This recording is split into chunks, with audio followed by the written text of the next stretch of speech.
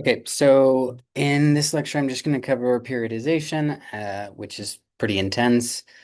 I don't cover it as well as I potentially could, but at least it gives you some sense for what periodization is and how it can be used. And then I go over learning, cueing, and feedback, which I do expect you to implement in your teaching in the next in your first practical.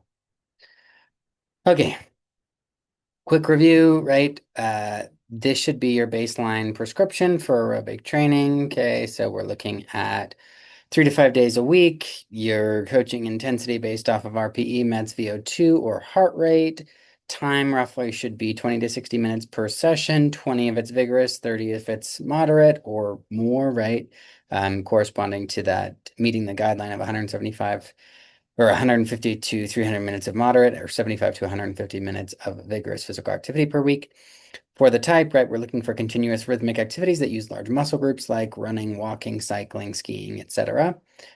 For your volume, 500 to 1,000 minutes per week, which you should be at least somewhat comfortable with, at least understanding wise, even if you don't know how to calculate it yet at this point. For progression, you should adjust gradually to prevent injury and promotion. Typically, what we would see is an increase in duration and frequency first, so adding 5 to 10 minutes for every 1 to 2 weeks for 4 to 6 weeks. Potentially adding a session per week prior to increasing intensity, and we would expect to see less than a 20% increase in intensity each week. So you could increase by smaller increments, right? I wouldn't want to see anything above 20 though, without some serious justification. Okay, individualization matters. Training plans, right, should match client preferences, goals, fitness levels, and health status. So the context does matter. So that's our baseline prescription, right? But we should know how to adjust that based on meeting the needs of the individual. And then obviously when you're thinking about coaching individuals, right, you should be thinking back to, right, that week one, the use of motivational interviewing, smarter goals, the 5 whys, things like that to get at the information that you need in order to appropriately individualize their program. Today, we're going to talk about periodization and exercise programming and, right, the cueing modifications and feedback, as well as the learning process. So this, because it's on perusal, right, stop the video, answer the question. You can answer different aspects of this question, but basically we're trying to get at how can your teaching reflect teaching people, not exercise, is sort of the idea that I want to get at here. You could answer any of the following questions, right? What does it mean to teach people not exercise? How can you build rapport in a group setting? What kind of cues or strategies help people feel safe or successful? What are ways to respond when something unexpected happens? So lots of different things that you could answer, but I want you to pause the video, leave a comment there. So jumping into periodization, periodization is the process of varying a training program at regular intervals to bring about optimal gains in performance. It's structured planning that maximizes progress while minimizing injury and overtraining risk. Okay, so this is what it often looks like. So we're balancing intensity and volume and matching those changes in intensity and volume to times where we need to perform. The reason we would do this is there's some evidence to suggest that we see increased aerobic and resistance adaptation as a result of periodization. It can also help to improve motivation, decrease burnout by increasing enjoyment, right? There's some natural variation in a program that's the result of appropriate periodization, as well as just some novelty. Okay. Right, sorry, focusing on the figure now, right? Typically, what we would expect to see in linear periodization is high volume at the beginning of a program or during the preparatory or base phase. And that sort of decreases especially as we get into this tapering or transitioning period. So this period, right, base or preparatory or preseason, I might call it, right? Then we have this transitionary phase where volume's decreasing, intensity's increasing in preparation for our competition period, at which point intensity is quite high, but volume is very low. And that's where we want to see sort of peak performance. You can see there's a technique piece in here as well, but I'm not going to actually address that at this point. But right, if I have really low volume, I have a little bit more time to spend on improving technique. Okay. You can see in this figure also, so this is sort of, this makes it look really pretty. Often what happens is you have a first half of a season and a second half of a season. So, right, we can see that in this summer break phase, pretty low training in general. Prepping, in the prepping phase, right, we've got that higher volume and then the intensity is a little bit lower. Intensity continues to rise though during that season while volume sort of plummets right there, right? Then in this winter break or prepping for the second half, we see that reverse again, similar like a micro phase of that initial preparatory phase where we saw higher volume, lower intensity before we get into the second half of the season, right, where we ramp up again and then see decreasing intensity. Especially toward the end of the second half of the season. Okay. This is what that looks like in practice. This is showing for a Nordic skier. So Nordic skiers competition phase is typically between about November and March. Okay, so we've got pretty high volume, right? This is total training hours in blue. So pretty high volume, pretty high total number of sessions, fairly low number of sessions at high intensity. Okay, and then as we get into that, that's preseason training, right? As we get into the competitive season, we see that volume sort of come down.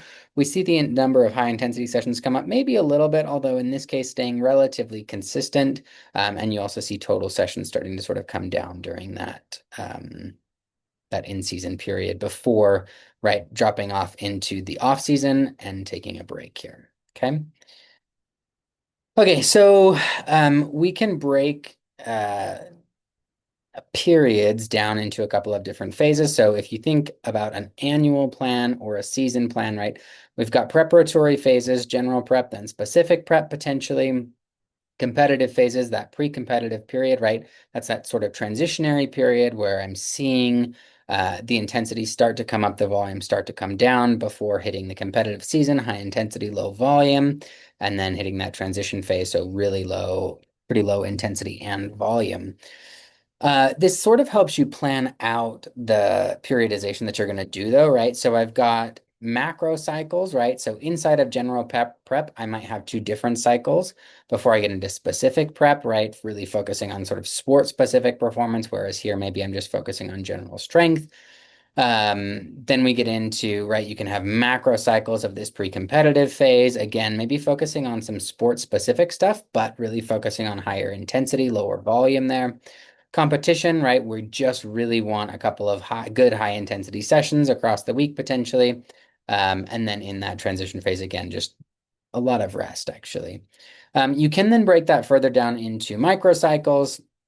So some people will say you have macro, meso, and micro. So macro is sort of my phase up here, my big phases, mesocycles, right? Or in some cases, right, macro cycles here. But mesocycles is sort of this middle, and then microcycles is, thinking maybe week to week. Okay, so in aerobic periodization, there's sort of a debate between threshold-based or polarized-based training. So threshold-based training would say that my training frequency should be highest in between my first and second ventilatory thresholds. So I have to first know what my ventilatory thresholds are, right? We talked about that a little bit when we talked about the talk test and how you would determine that, right? So in this phase, I can actually still speak, but probably in short phrases or sentences. Here, I could probably sing a little bit. And then here, I'm not speaking or singing, right? So we see lower frequent or lower training volumes on zone 1 essentially and zone 3, and then higher training volumes in zone 2. So that's a threshold-based model. Polarized model says, no, actually, I want really high training volumes below ventilatory threshold 1, really low training volumes in ventilatory threshold or in zone 2 training. And then I want to see a slight uptick, but still relatively low training volumes in my zone 3. Okay, so there's these two different models, and we see lots of debate over that.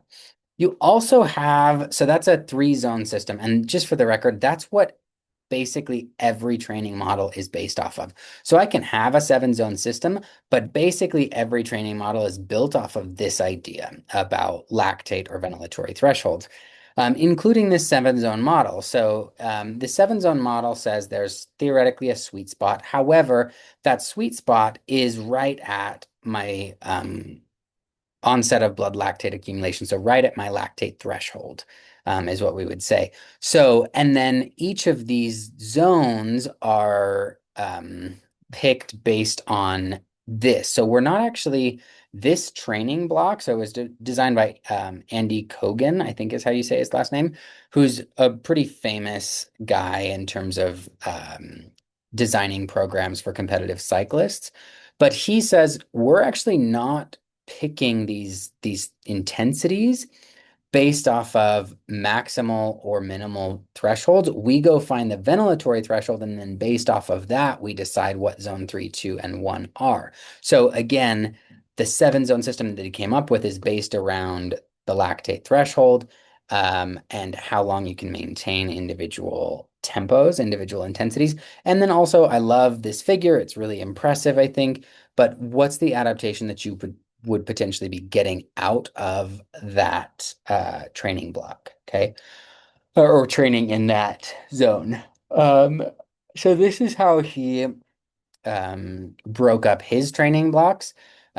So resting to 68% of your lactate, your heart rate at your lactate threshold. So lactate threshold heart rate, I guess, is what that LTHR is. And you can see 69 to 83% of the lactate threshold heart rate here, 84 to 94% of the lactate threshold heart rate, 95 to 105 here, and then 106 to maximal here. Okay, so just a helpful thing to think about in terms of how you're going to individualize programming.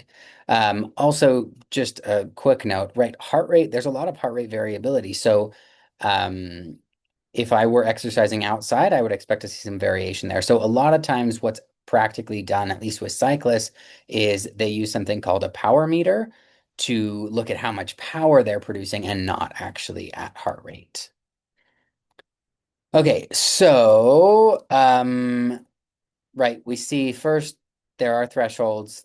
There are different ways to break up those thresholds, but which model results in greater training adaptations, the polarized or the threshold model? So this was an awesome design. It's a randomized crossover, which means that we have two different methods of training, and they took well-trained cyclists. I forget, I think it was 12 well-trained cyclists. It's really difficult to recruit well-trained individuals, by the way. So you're going to expect to see low numbers throughout this presentation. But so they had, let's say 6. I don't know if 12 was the right number. I'm just pulling that out. But I think it's something like that. So they had 6 of them perform polarized training, and then 6 of them performed threshold-based training. But then what they did, so that was for 6 weeks. Then what they did is they had them do nothing for 4 weeks. So they did 4 weeks of detraining. Okay. And then they had the same individual cross over. So if you were doing polarized training during 6 weeks, you have 4 weeks break. Now you're doing threshold training. And then you had some people who were doing threshold training, 4-week break, who are now doing polarized training. Okay, so it's considered a really strong study design because each person serves as their own control. So I'm just comparing one person to themselves. Uh, Oh, it was 12 male cyclists. I had it on the screen the whole time. Okay. So their zone 1 training, right? We see polarized was 80% of their time was spent in zone 1, whereas 57% of the threshold-based training was spent in zone 1. In zone 2, 0% during that polarized training, and that's why they call it polarized, is because we're looking at more zone 1 and zone 3 training. And then in that threshold training, 43% of the time was spent in zone 2. Okay, and what they found was when looking at power output, um, so power output at lactate threshold increased in the pre to post polarized group. Okay, so in individuals who engaged in polarized training, the power that they were able to produce at their lactate threshold increased. meaning they're able to maintain that level of power for a much longer period of time. So, because if we're training at or below the lactate threshold, right, I can maintain that. According to this, we're saying I can maintain that for anywhere from one to, or anywhere from 30 minutes to 4 hours, okay, depending on my level of training. Um, Okay. But we did not see that same significant increase in the threshold-based group. Okay. We also saw an increase in peak power output in the polarized group, but not in my threshold group. Okay. These show direct comparison. So there was a 3% improvement in peak hour power output with threshold, 8% in polarized training. Their time trial performance was 24 seconds faster, as opposed to 2 minutes and 18 seconds faster in the polarized group. Um, 37 seconds is how long their time. This was time to exhaustion while working at 95% of your heart rate. That was 37 seconds. This was 85 seconds. So in any case, you can see actually both of them are improving, right? We just have greater improvements with polarized training. So if polarized training is better than threshold training, does traditional undulating or reverse periodization result in better adaptations? So all this is saying, right, is if we come back to my polarized training, sorry, let's use this. All this is saying is that spending more time in zones 1 and 3 is more effective than spending a bunch of time in zone 2. That's all we've discussed so far in this study. Then we want to know, okay, but in terms of intensity and volume, does the traditional paradigm hold up that I should start with high volume, low intensity, and move to high intensity, low volume? Okay, so that would be traditional periodization. We have undulating periodization, which would say, okay, I can mix up all of my sessions a little bit. And then we have reverse periodization, which would indicate that now I'm actually starting with high intensity, low volume, and progressing to low intensity, high volume. Okay. So again, what they did here is a 12-week intervention. And this was just looking at, sorry, this was just looking at their high intensity training. So this was just looking at essentially zone 3 training. So you can see the different protocols here. So there was a 4 by 16 minute protocol. So they did 16 minutes of work with 2 minutes of rest and then another 16 minutes of work. They also did 8-minute bouts, so 8 minutes on, 2 minutes off for 4 times, or 4 minutes on, 2 minutes off for 4 times. And what they were trying to do was to maintain a similar RPE across the groups. You can see that they didn't quite achieve that. So you can see that in the 4 by 4, people were working just a bit harder. You can also see that heart rate max going up just a bit between the groups. We can see blood lactate going up as well, okay? But they were trying to control for amount of effort. What we see is that when we're looking at the outcome, so power at essentially what we would think is about lactate threshold, so 4 millimolar is sometimes used as a way to, as a surrogate measure of lactate threshold.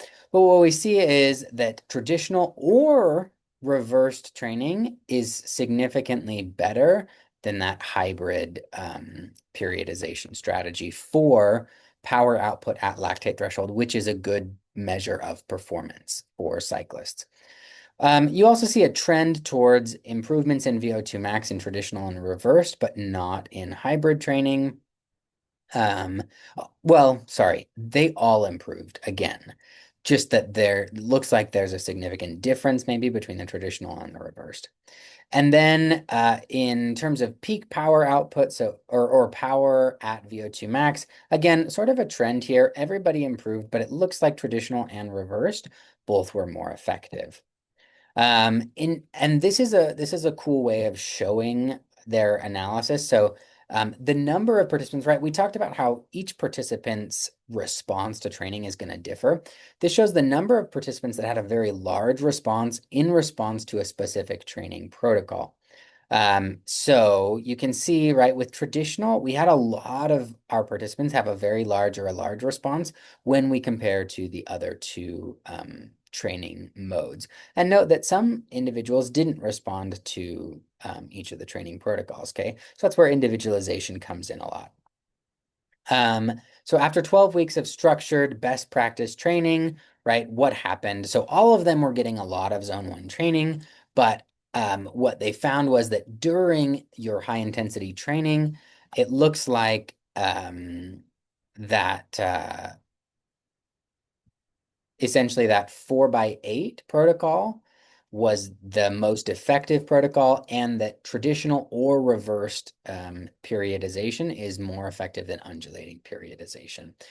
But they also plot average improvement, and some people actually saw decreases in they combined four different markers here, but some people saw decreases, some people saw moderate average improvement, right? And some people saw pretty good improvement as well.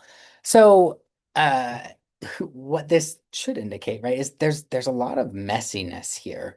Yeah, it looks like having a structured plan is better than having sort of just a wonky like up and down, but ultimately actually, the traditional paradigm doesn't seem to be necessarily more effective than a reversed paradigm. Okay, so then looking at polarized training and practice. So again, all we're saying is that polarized training is just saying we're gonna spend more time in zone one and more time in zone three. Many people will break it up into 5 zones, and I just use this example because I can show you lots of data that uses these colors, honestly, is why I chose it. And so it's easy for you to see. But this is a 5-zone system, and they chose to break this up again based on lactate. So typically what we would see is that your lactate threshold is going to occur anywhere from about 2 to 8, actually, millimoles, but 4 is often chosen. So in zones 3 and 4, I would expect my lactate threshold to be occurring. So most training is occurring below that or above that in polarized training.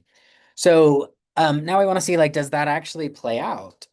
So this was data from 12 Olympic or world champions. And what you see with their training blocks is that 90% of their annual training duration was low intensity. Mostly zone one, not even zone two, actually. And that 4% was moderate intensity and 6% was high intensity. Okay, these are Olympic and world champions, okay, which is pretty wild. These are top marathoners in the world. So this was what was this group? I don't I don't have a number here for you. But to be included in this study, you had to have a marathon time lower than 2 hours and 11 minutes, which puts you in a very elite group of runners. Um, so similarly, 78% of the distance was at low intensity, 4% moderate, and whatever that other number is, a little bit higher, 18% at more vigorous intensity. Okay, so this is then showing us across someone's career how their training block shifted. So this is a case study, right, on a specific individual, 5-time world champion, 46 World Cup victories, or World Championship victories, both in team and solo events. Okay, so, and you can see that with her, at the beginning of her career, less zone one training, so less polarization. I believe this is where she got a new coach. And you can see huge increases across her career of total training volume went up a lot, but zone one training specifically increased significantly. The top bar numbers are also, interestingly, her VO2 max. So starting at 65, which is already an extremely high VO2 max, by the way, but we did actually see that change across time with a peak VO2 max of 74 over here. Okay, so, or sorry, 76 right here. But one, she was winning world championships. I forget what year it was. So this is every year. I think here was maybe her first world championship. So again, yes, you can improve the VO2 max of elite athletes. So this is data to contradict sort of what I said. We don't expect to see it, nor do we expect to see it predict performance. However, it is clearly possible. And with this athlete, it was possible through increasing zone one training. And this was across her entire career, right? So each bar represents 1 year. Then we take another, so now runner, so we're switching between from Nordic skiing back to running. Uh, and this is just across a year what training looks like. So during the prep phase, right, we expected that high volume, low intensity, that's our traditional periodization. And it's polarized periodization, meaning we do see lots of zone one, little bit of zone two, and barely any zones three, four, or five training. Then for competition, right, significantly lower volume, and you do see actually slightly higher intensity peaking up here a little bit during getting into those zones four and five. So of then the 20% of sessions trained at high intensity, right? So about 80% of sessions in terms of total number of sessions as well as hours trained happen at in zone one for elite athletes, elite endurance athletes. If I then look at, okay, well, what's happening during, how does intensity spread when looking at their high intensity blocks?